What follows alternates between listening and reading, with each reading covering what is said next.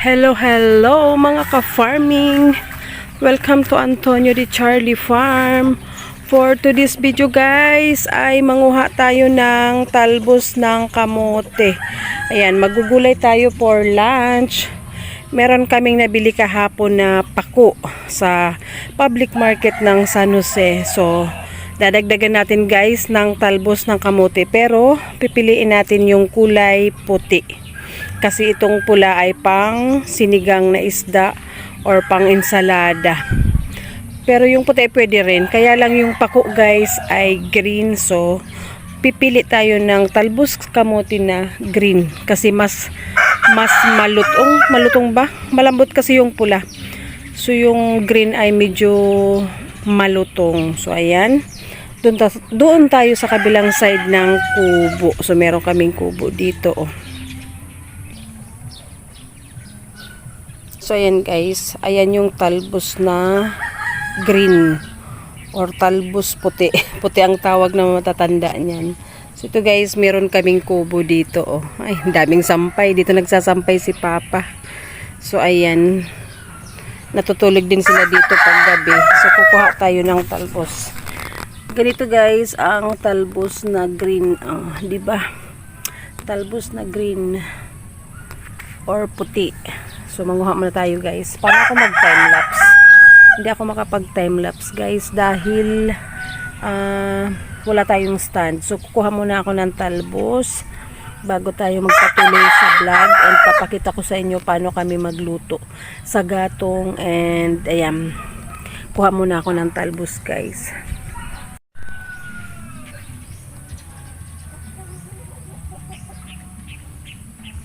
Ito guys, yung talbos na green or talbos na puti. Ayan, puti ang tawag nila pero green talaga. So, ihahalo ko ito guys sa pako, gagataan. Syempre, dito sa Bicol, always gata. So, ipapakita ko sa inyo guys, ano ba ang itsura ng gulay na pako sa mga hindi pa nakakakita. So, ito siya guys. Ito ay fern. Ayan, pako. So ito guys, tinanim dito ni Papa para padamihin pero mabagal yung usad niya kasi nga kinakain ng mga pato yung dahon, lalo yung bagong dahon. So ito guys ay fern. Ito yung ginugulay guys. Ayan, batang dahon. Pero yung pang salad ganito maganda guys. Oh, pang salad. Ayan, may bagong dahon. Oh. Ganyan ang ginugulay guys sa pako. So ayan, mag-prepare na tayo ng niyog. Si Mama na ang maggayak nitong dahon ng talbos at ako ay magbabalat ng niyog. So, let's go. Let's do this, guys. Yung pako na nabili namin, ganyan talaga yan, mabilis masira yung dahon. Pero pwede pa yan. 2 tali ang binili kahapon. So, inulam namin kagabi. Ginisa sa sardinas yung isa. So, ito ngayon ay gagataan natin. Then, dadagdagan natin ng tadan! Ito na guys. Yung talbos ang idadagdag natin para dumami. Bagay yan na pagsamahin guys. So, ayan. Papakita natin sa inyo. Namin sa inyo. Pagluto ng ginataang pako with talbos ng kamote. Ayan.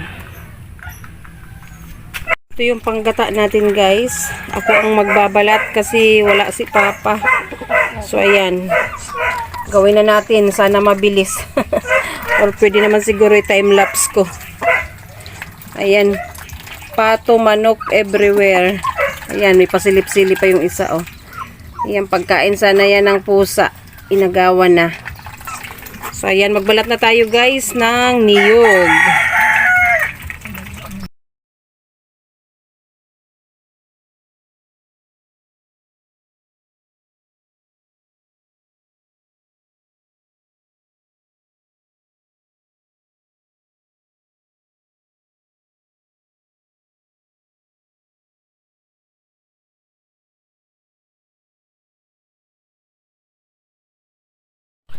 Ayan guys, sira yung niyog na binuksan ko, binalatan.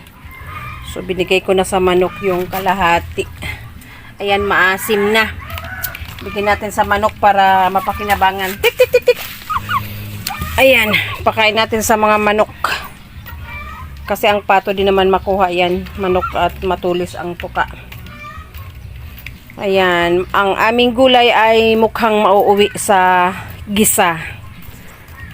Mukhang mauuwi sa gisa. Gisa na lang. So, ayan guys, start na tayong magluto. Ayan na yung pangalawang gata guys. Papakuluin natin. Ayan, then pag kumulo, saka natin ilalagay ang talbos. Hindi pa nalagay yung sahog. Ano ang sahog mo? Mapaibabaw mo na? Ha? Oh, daw tahaluan. Gunaw haluan? Lagi, nalugod. Basta ang ano dahil mo na paghiroon.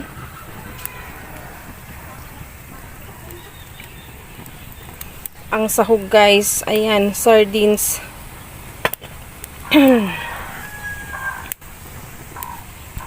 Ayan guys, kumulo na ang ating gata, so ilalagay na natin ang gulay.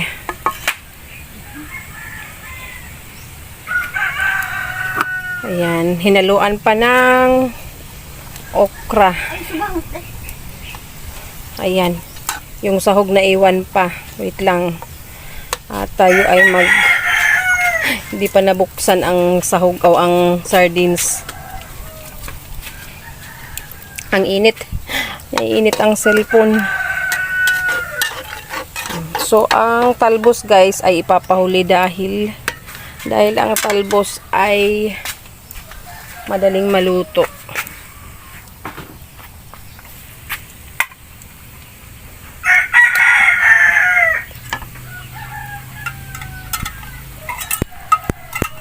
Ayan. So, ayan guys. Nalagay na natin ang talbos.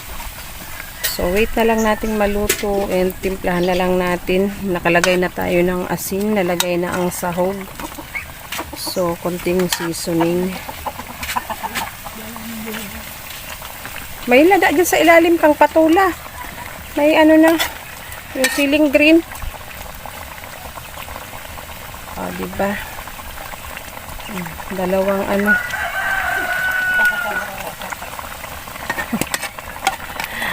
2 in 1. 2 in 1 gulay. Kalahati pako. Kalahati talbos. Ayan guys.